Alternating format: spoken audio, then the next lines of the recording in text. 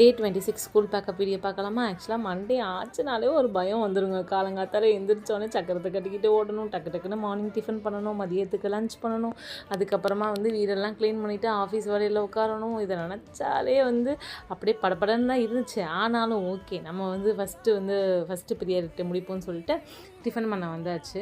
வந்ததுக்கு மதியத்துக்கு அவளுக்கு டிஃபன் பாக்ஸுக்கும் வைக்கணும்னு சொல்லிட்டு ஒரே பொரியல் மாதிரி பண்ணிவிட்டு அதை சாப்பாடில் கலக்கிட்டு பீட்ரூட் ரைஸ் மாதிரி பண்ணிடலாம்னு சொல்லிட்டு, அதுக்கப்புறமா தொட்டுக்கிறதுக்கு கொஞ்சம் பொட்டேட்டோஸ் இருந்துச்சு. அது ஸ்மால் பீஸு தான் கட் பண்ணிவிட்டு அதுக்கப்புறமா பொட்டேட்டோ ஃப்ரை தான் பண்ணியிருந்தேன். ஜஸ்ட் மஞ்சப்பொடி, சிக்கன் பொடி, சால்ட்டு, கொஞ்சம் பெருங்காய பொடி இதெல்லாம் போட்டு நல்லா லிட்டை க்ளோஸ் பண்ணி மீடியம் ஃப்ளேமில் வேக வச்சாலே நமக்கு பொட்டேட்டோ ஃப்ரை ரெடி ஆகிடும்.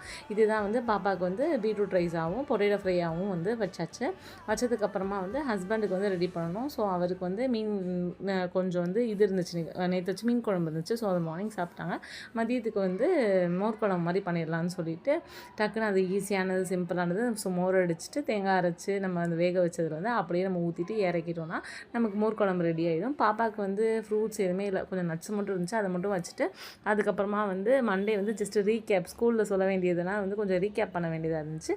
அதெல்லாம் மட்டும் அவளுக்கு ரீகேப் பண்ணிட்டு வெளியே உட்காந்து ரைம்ஸு அதெல்லாமே ஒரு டைம் ரீகால் பண்ணிவிட்டு அப்புறமா ஸ்கூலுக்கு அனுப்புகிறேன். எப்பயும் போல் அழகு போல் சிரிச்சுக்கிட்டு விளாண்டுக்கிட்டு டான்ஸ் ஆடிக்கிட்டு ஒரு 1000 முத்தம் கொடுத்துட்டு கிளம்பிட்டா. இப்படி தான் எனக்கு டே ஸ்டார்ட் ஆச்சு.